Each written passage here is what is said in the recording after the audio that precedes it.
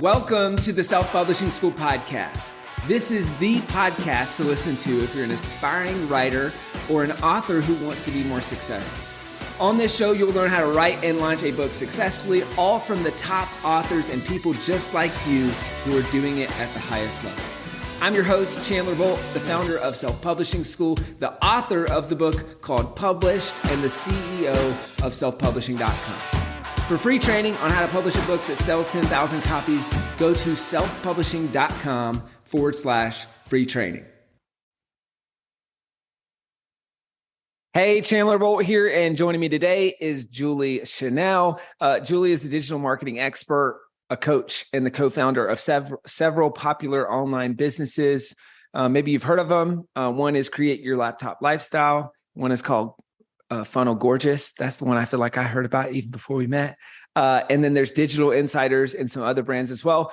She's inspired and equipped thousands of up and coming business owners with the skills and strategies they need to create, grow, and build a profitable online business. And she's done over $10 million in sales in the last few years. So she's behind the scenes of some of Russell Brunson's books and affiliate launches and a bunch of stuff like that. So we'll talk about some of that.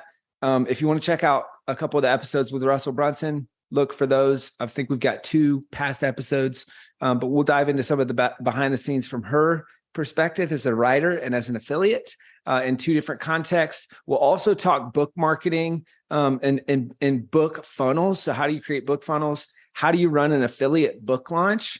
We got some interesting insights there. And so a lot of stuff to cover. We'll dive straight in. Julie, welcome. Great to have you here.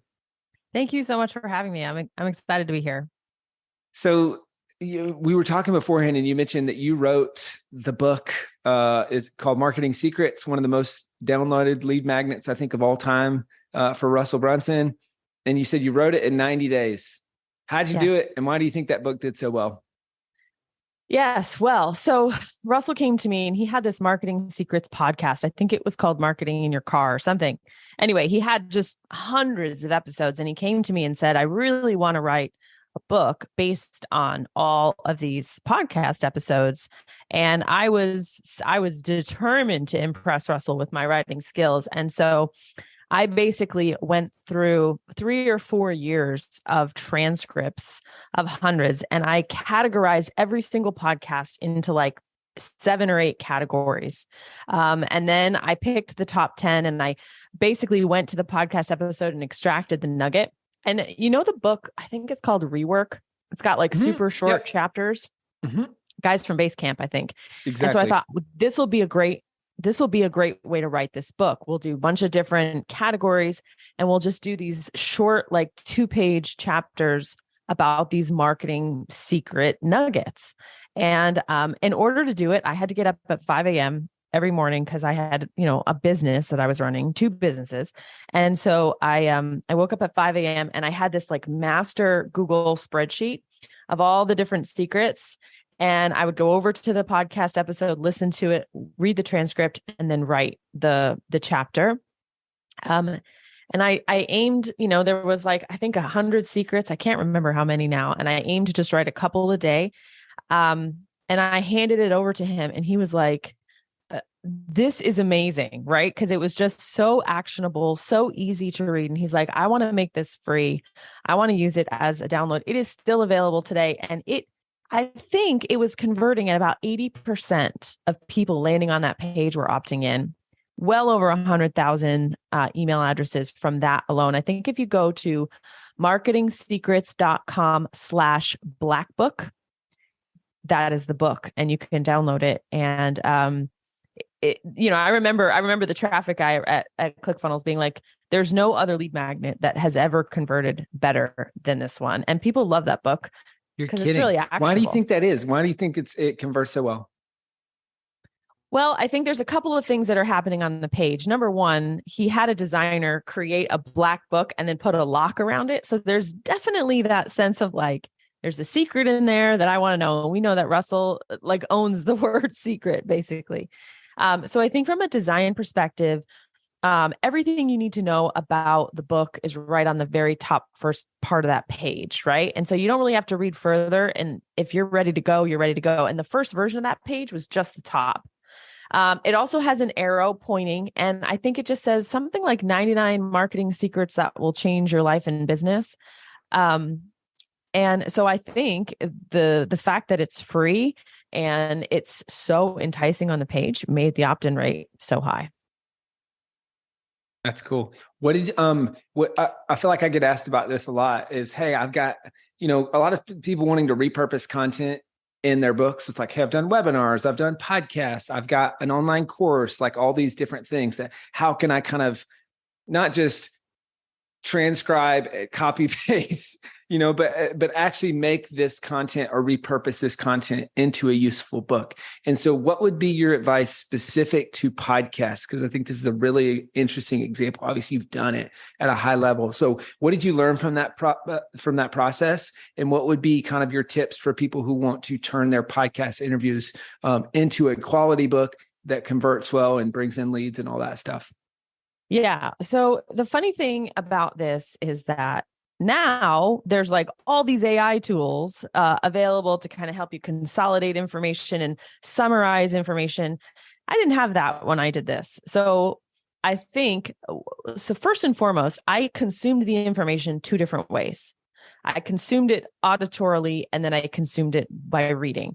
So I really wanted to understand. I did not want to go and just regurgitate the transcript.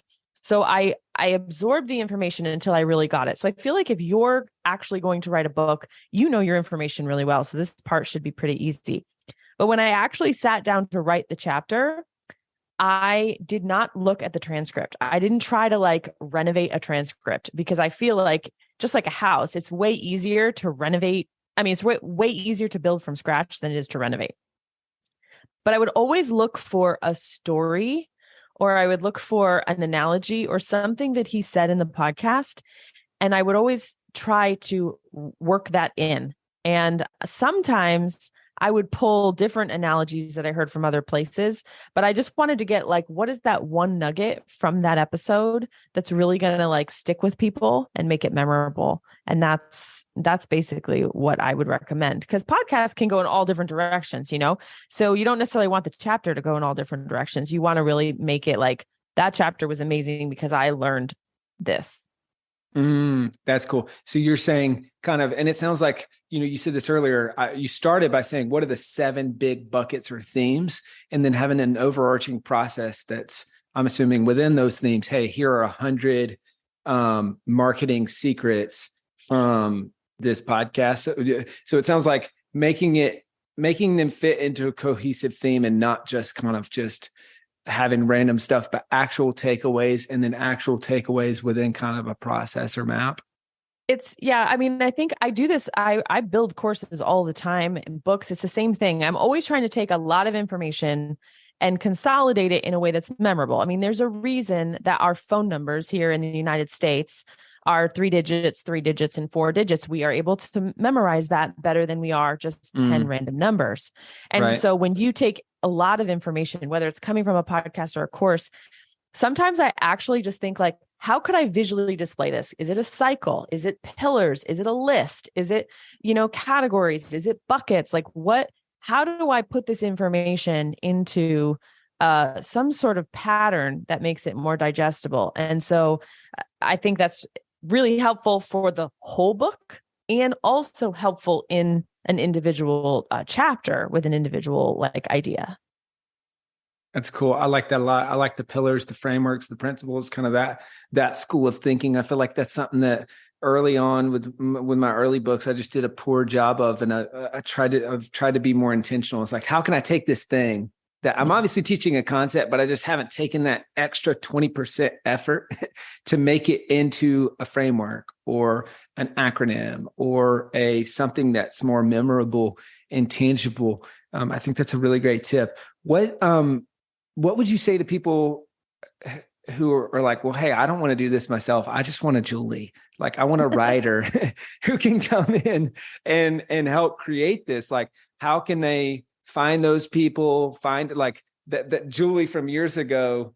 What were the things that were interesting to you as the writer? And what are the things that someone listening to this that maybe has a podcast that say, hey, I want to get my podcast turned into a book? How can they find that person? Well, so if you have a podcast or you have a course or something you want to turn into a book and you have an audience, go to your audience and find your most diehard fans that happen to be good writers. I mean, that's literally how Russell found me. I was a diehard fan. I had consumed all his content. I knew his stuff really well. And I happened to be a writer. And if you have a big audience, the chances are high that there's going to be someone in there that's good. So if obviously there's lots of good freelance writers, ghost writers out there. I just find that especially copywriters, they tend to understand how to make information quickly digestible. And I'm not saying a copywriter is going to be a best ghostwriter for you, but it's not really. This is funny because it's kind of ghostwriting, but it's more like assembly. If you're doing something where you're trying to take a podcast and assemble it into a book, you need someone who thinks a little bit more like a curator almost than just a straight ghostwriter, because they're really having to kind of craft this journey, this experience from a whole bunch of random ingredients, and so that's what I would look for when you're trying to find someone to help you. That's great. Sorry, I'm taking notes over here. Awkward pause. I I like that, thinking of them as a curator, not just a straight up ghostwriter. I like that, looking for someone in your audience who's already a diehard fan. So meaning they know your content, but they're also a great writer. I think that's really good. Copywriters being able to make information more digestible, that's good as well. I had success similarly to this, and like the first version of Published is having very similarly someone on my team who was one of our coaches and also a really good writer and had written books. So they're coaching the process and just saying, hey, I want you to create the first draft of this from the course material that we have. And then I can step in and take that draft. And so I think some of that is knowing your skill sets and where do you uniquely add value. Like 0 to 1 for me is the least efficient part of the process, where I feel like I'm not an incredible writer. That first draft is not going to be impeccable or amazing, but if I can get someone else to do that part, well, then I can take it, from a 6 out of 10 to a 7 or 8, and then the editors can take it to an 8 or 9 or out of 10. So I like that process. So that's turning your book or course, your podcast or course into a book. Let's switch gears. I want to talk affiliate book launches. You've got some fun stories on this. Being one of the top affiliates in Russell Brunson's Expert Secrets launch, with being relatively unknown, and there's big heavy hitters of the Tony Robbins of the world and all the other big people that were in there promoting that book launch. Before we talk about how you did it and lessons learned and stuff like that, maybe just for people who are like, I do not know what an affiliate book launch is. Like, what is that? And when does that make sense for someone to do an affiliate book launch for their book? Yeah. So an affiliate book launch is basically you're launching a book and you find other people who have audiences, other people who are good evangelists online, and they agree to sell your book for you, and they get a commission for every book. So Russell wanted to get to 100,000 book sales quickly. And he has a lot of people in his audience who love to affiliate, because Russell puts his books in a book funnel. So which means the book is the first thing, and then there's a couple courses and upsells. So, an affiliate, if all they have to do is promote a book that's $8, but then they make more because the person in the funnel is actually buying more, this is a great win for affiliates. So that's what affiliate book launch is. So Russell decided that he was going to incentivize the affiliates with all of these, games and challenges and prizes, and trying to get people really stoked about it. And so when he did that, he got the attention of some big players. He also did an online book tour, and he, got interviewed by Tony Robbins and Grant Cardone and Amy Porterfield and all these big players. So he planned this whole event, but as the internet marketing scene is, it's a little Wild West like, if you will. And so there was just a lot of shenanigans that went down. However, what he discovered was that sometimes the real big guys that you think are going to sell books are actually not as good affiliates as the little scrappy guys who have something to prove.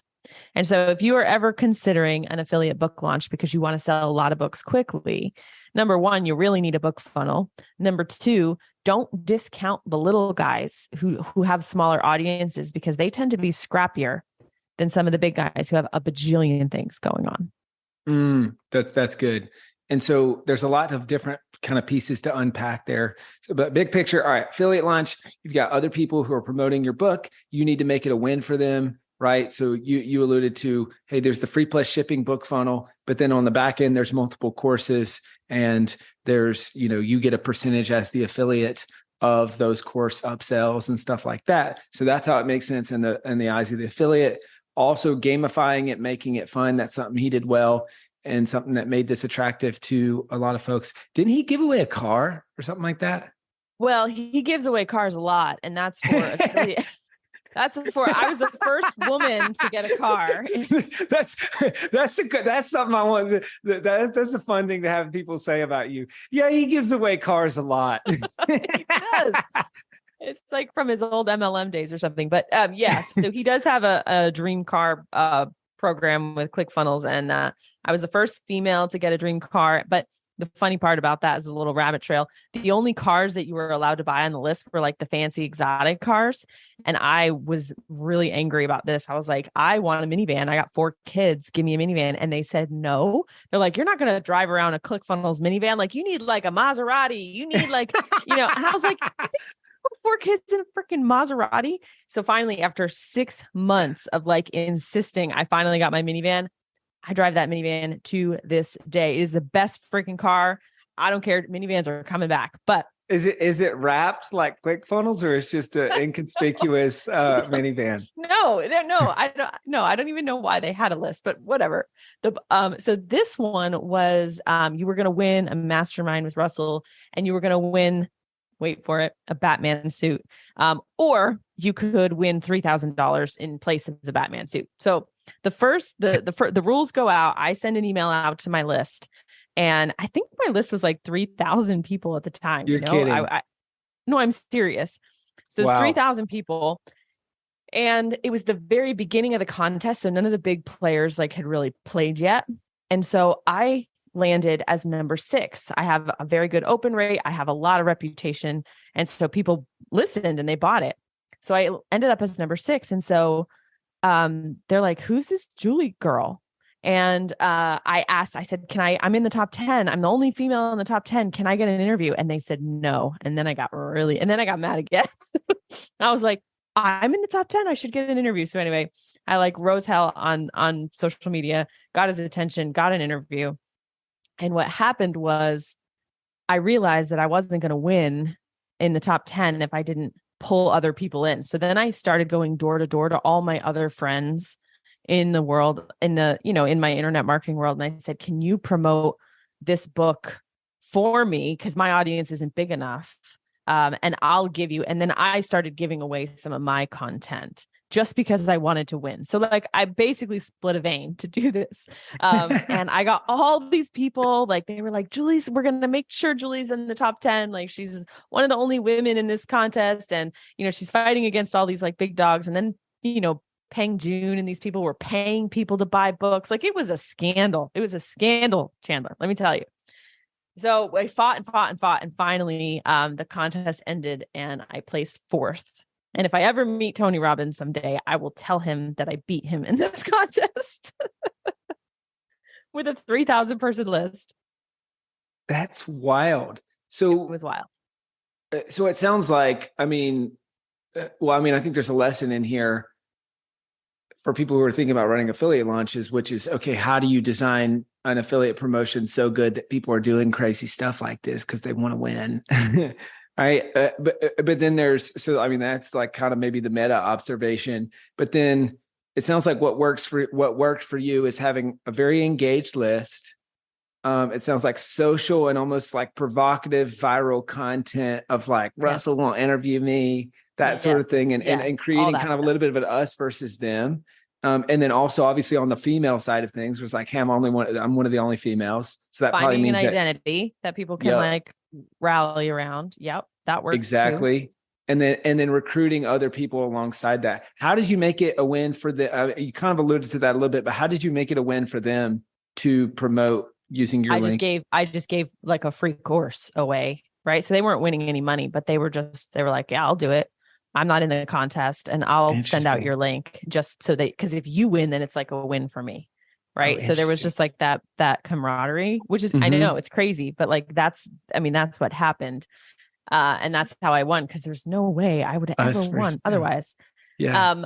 But if you're doing an affiliate book launch, it is amazing what people will do when you put up a leaderboard. So they would every day send out a leaderboard of like who the top 10 were, and then who were the 10 through 20, because those people are going to fight hard to try to get to that top 10 to get that prize. And so number one thing, if you're going to run an affiliate book launch, is to send out a daily leaderboard to egg. No doubt.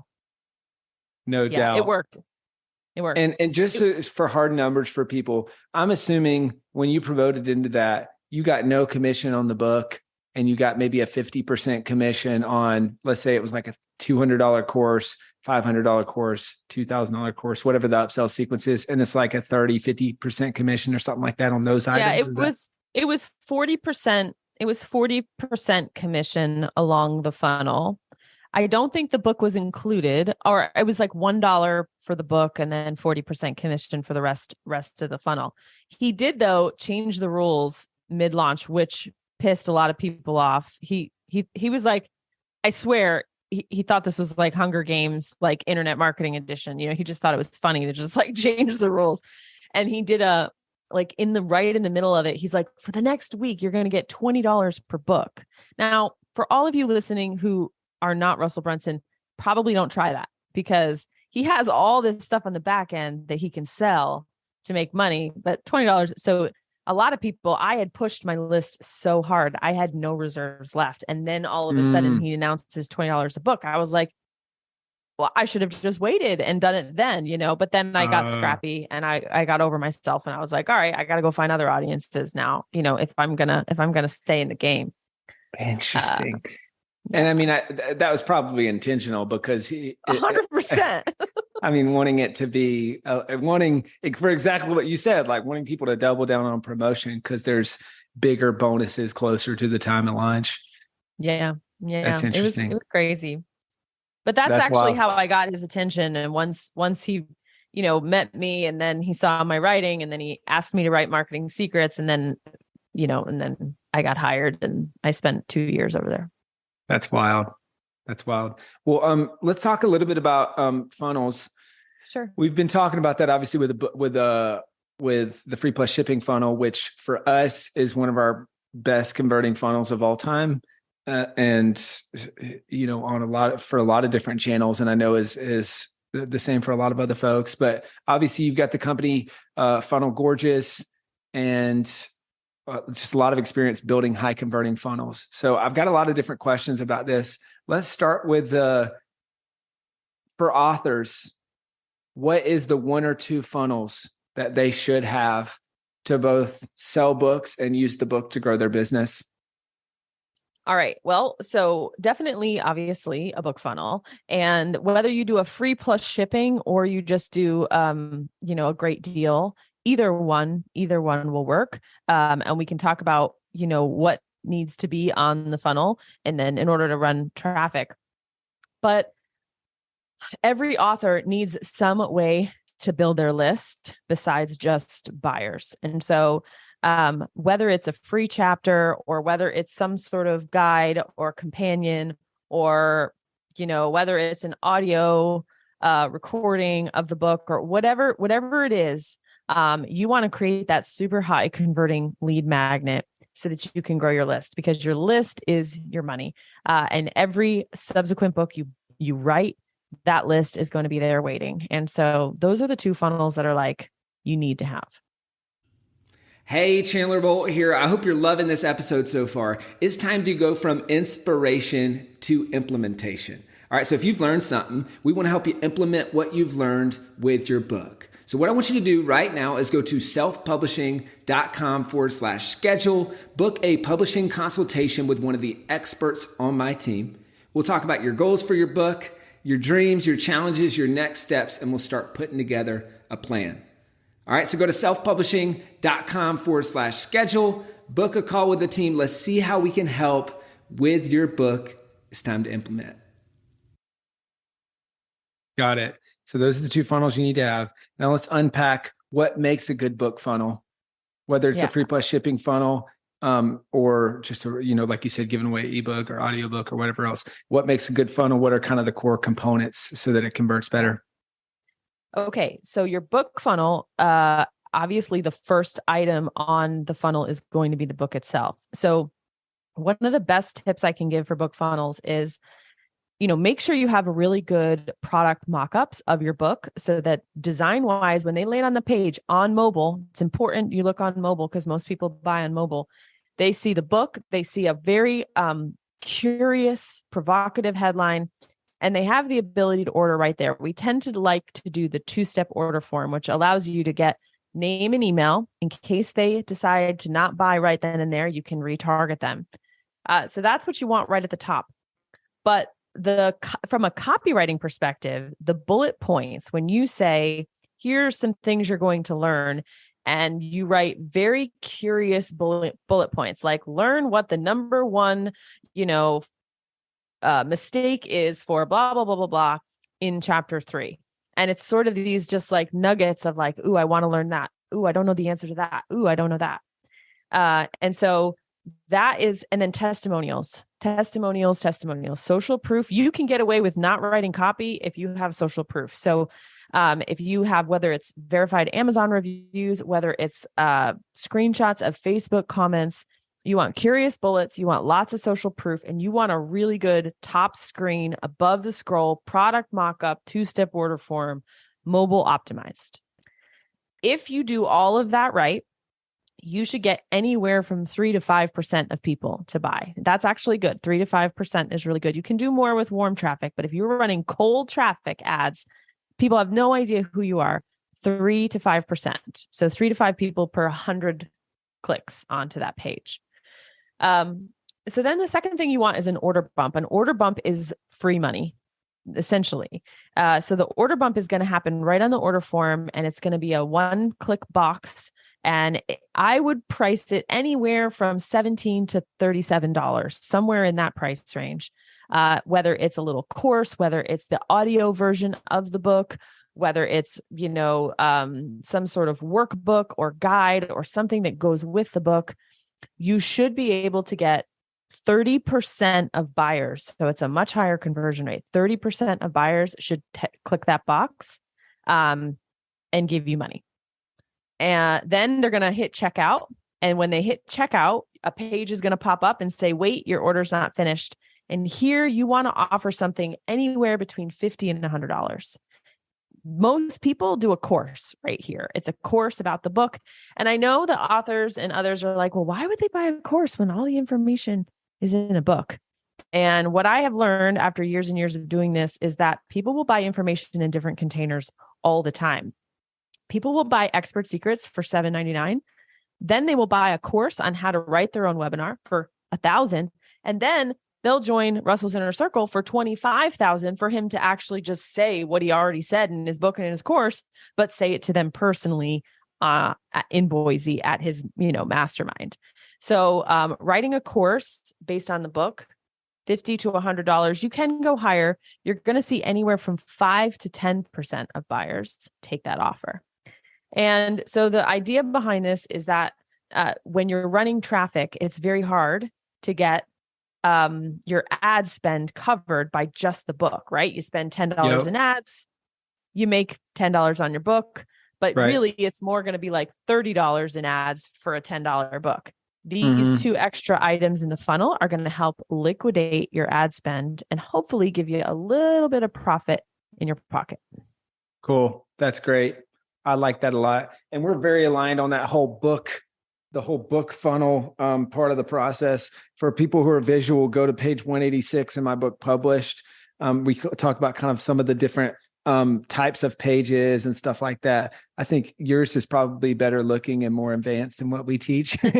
Well, ours are gorgeous. We are funnel gorgeous. Yeah. Oh, yeah. Which I'm about to ask you about that. But like the basic math, as you're saying, is kind of hard to see here, but it's like, is your lifetime value greater than your cost to acquire a customer plus your cost of goods sold? And that's kind of like, are you self-liquidating, right? I want to talk about the funnel gorgeous part because I think a lot of people think that, hey, high converting, this is like the age old internet marketing things, like ugly converts, right? And you need big buttons. You need like, it doesn't need to be pretty. It needs to convert. And I think you, from what I can tell, your opinion is it doesn't have to be an either or, it can be an and. And so can you walk through, hey, do ugly funnels convert, or why should people focus on the aesthetic? And how do you create, this is something I've been thinking about a lot, running the marketing team at selfpublishing.com. It's like, how do you create funnels and pages that are both high brand aesthetic and high converting? Yeah. So that was the big question that Kathy and I aimed to solve when we joined forces together in 2018. So I was like classic internet marketer trained by Russell Brunson, copywriter, direct response, the whole 9 yards. Kathy was a fine arts major, graphic designer for big companies, like Disney level companies, knew a lot about branding and aesthetic. And we came together because we were like, the internet marketing scene is ugly as sin. There was very little in the way of design that had any sort of feminine bent. Everything was just big and red and blocky. And so we just set out to prove that you could have good design and high converting. The funny thing is, when we launched in 2018, it was kind of a new idea, but the whole internet world is getting smarter and smarter as a buyer. Buyers are getting, they're more concerned than ever about the company and the brand and the ethics and the culture. So like, we're not as novel anymore because lots of people understand this concept. And so here's the crux of the issue. I don't know where ugly funnels convert got its like stake in the ground. But the truth is that a lot of the, 1.0 marketers were just crappy designers. They were great marketers, but they were crappy designers. So their stuff converted because it was great copy, but it wasn't because it was ugly, right? Correlation is not causation, or causation is not, Yep. You know what I mean? You know how people make the wrong, basically their good copy was overcoming bad branding. It was overcoming crappy design because what we saw is I brought really good copy. Kathy brought really good design, and we were blowing all the KPIs out of the water. Like instead of a 7% OTO conversion rate, we were getting 34%. Instead of a 3 to 5% buy rate, we were getting 11%. Right. So we were building trust because we didn't look scammy, and we looked, and honestly, in the main marketing world, like we all are attached to Apple and Nike. These are sexy brands. Like nobody buys Apple because their stuff is ugly. Like it's beautiful and simple. And same with all the like brand name stuff. So it was weird that then you entered the internet marketing world and we're like, oh, here it's opposite day. Here everything is ugly and that's how it converts. No. So what Kathy has really done, and we do this inside of our certification, is we explain that design, the role of design is to make it more likely someone's going to read your copy. And so good design makes a big block of copy a joy to read. And so a good designer is going to take, this much copy and create a design and create space and air and create flow and create the visual so that the person actually stays on the page, actually reads and consumes the information. We're not decorating funnels. Gorgeous design is not decorated design. It's literally design that makes it so that the person is excited and happy to read all that copy you spent all that time writing. That's cool. This is really, really good stuff. We're running out of time here. So I got a couple final questions. One, just I'll be super straight up here. Like, I feel like funnels and pages designed by women look so much better. Whether I'm looking at Jenna Kutcher's stuff or Amy Porterfield's stuff or your stuff, it's like, all right, this is so much better than anything we've ever created. And our funnels are good, but they don't look great. And so what would be your recommendation is like, all right, I'm a dude, and also the main person building my funnels is a dude, and we're not like very aesthetically driven or good at it for that matter. And so is there any hope for us? And how can we create better aesthetic funnels that kind of follow the principles that you're talking about? Yeah. So we created a program it's called FG Society. So it's the Funnel Gorgeous Society. We certify people in the funnel building process. We don't focus on the tech. We focus on offer, copy, and design. We took a lot of beginners who didn't know how to design, and we have found that they are learning a basic set of rules that Kathy just does intuitively. And so if someone really wants to learn like good design, we actually recommend they go get certified in FG Society, because Kathy's sort of, okay, you're looking at a page, you know it's beautiful, but you don't know why it's beautiful. And so we have kind of deconstructed why she makes the choices she makes. So the second thing is, and Funnel Gorgeous is obviously a very feminine brand, and we're women, but we have men in our audience. And we do say, if your audience is at least 50% female and you're a male, you really would do well to have some female designers on your team. Right. So if 50% of your audience is women, infusing some of that feminine branding on your funnels is going to go well for you. So we need to hire more women working on our funnels.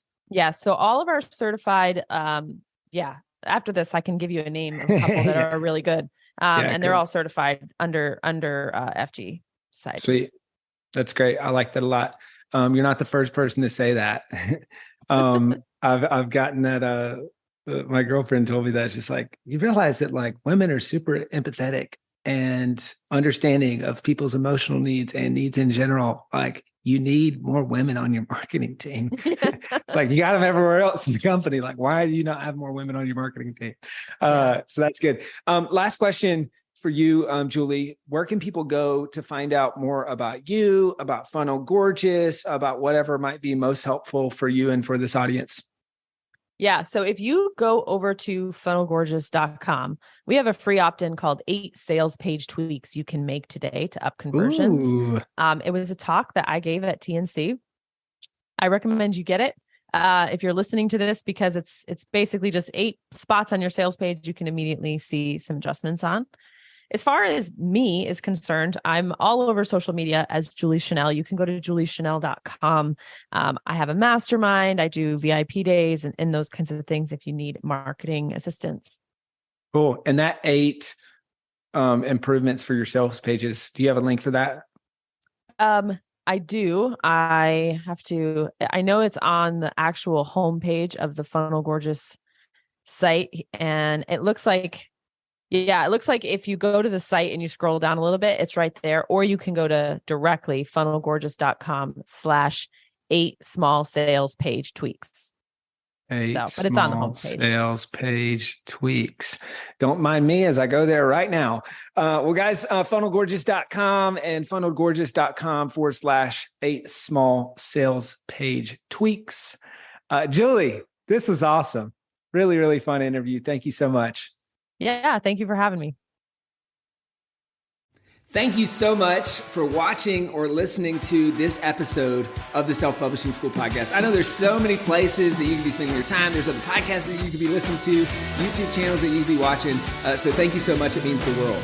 Now, I want you to do 3 things right now if you found this episode helpful. All right, number 1, I don't know if you know this, but we've got a YouTube channel. It's a companion channel to this podcast. All the video versions of the episode are on the YouTube channel. So number 1, subscribe to the YouTube channel.